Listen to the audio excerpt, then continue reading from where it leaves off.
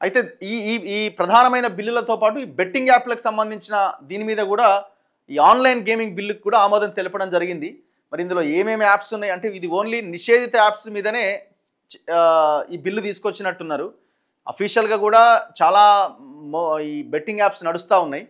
Betting యాప్లలో వాటా కంపెనీలకు నష్టాల మూట, 100 కోట్లు పెట్టి కొన్న సంస్థలకు షాకట, భారీగా పడిపోయిన షేర్లు, కొన్న వారికి నష్టం, అమ్ముకున్న వారికి లాభం. ఈ బెట్టింగ్ యాప్స్ ఉంటాయి కదా, బెట్టింగ్ యాప్స్లో కొన్ని ప్రధానమైన కంపెనీలు షేర్ల కింద డబ్బులు పెట్టినాయి అనమాట. షేర్లు కొన్నాయి ఆ బెట్టింగ్ కంపెనీలు, ఇవి అఫీషియల్ ఉంటాయి కదా. ఈ మధ్య ఈ కేంద్రం తీసుకొచ్చిన ఆన్లైన్ గేమింగ్ బిల్లు దీంతో నేను తీసుకొచ్చిన బిల్లుతోటి ఒక్కసారిగా ఏమవుతుందో అని మొత్తం అందరూ అందులో ఉన్న షేర్లన్నీ లాగేసినారు. అంటే ఎవరికి వాళ్ళు తీసేసుకున్నారు, బ్యాగ్ తీసేసుకున్నారు. దీంతో మొత్తం షేర్లు భారీగా పడిపోయినాయి. ఎవరైతే కొన్నారో వాళ్ళకి నష్టమైంది, ఎవరైతే అమ్మిరో వాళ్ళకి లాభాల పంట పండింది. అట్లా చాలా కంపెనీలు నష్టాలను మూటగట్టుకున్నాయట. దేనివల్ల? బెట్టింగ్ యాప్లు నిషేధిస్తూ కేంద్రం తెచ్చిన చట్టంతో భారీగా పడిపోయిన షేర్లు.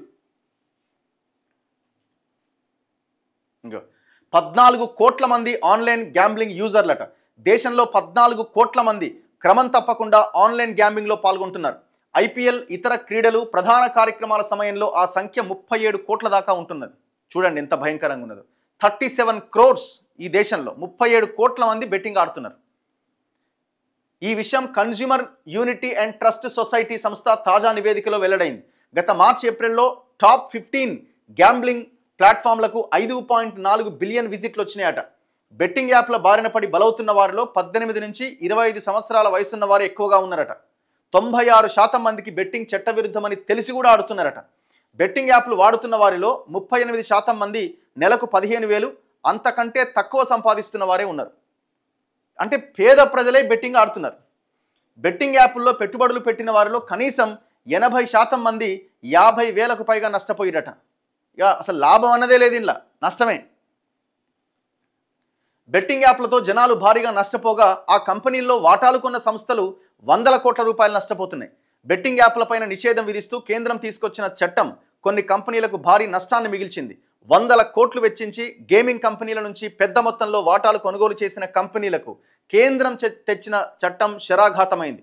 ఇటీవలి కాలంలో నజారా టెక్నాలజీస్ అనే సంస్థ ఒక గేమింగ్ కంపెనీ నుంచి 47.7% వాటా కొనుగోలు చేసింది. ఆ కంపెనీ షేరు విలువ నిన్న మొన్నటి వరకు చాలా బాగుండేది. తాజాగా బెట్టింగ్ యాప్లపైన నిషేధ చట్టం తేగానే ఈ కంపెనీ షేర్లు భారీగా పడిపోయినాయి. ఒక్క రోజులోనే ఏకంగా 179కి పడిపోయింది.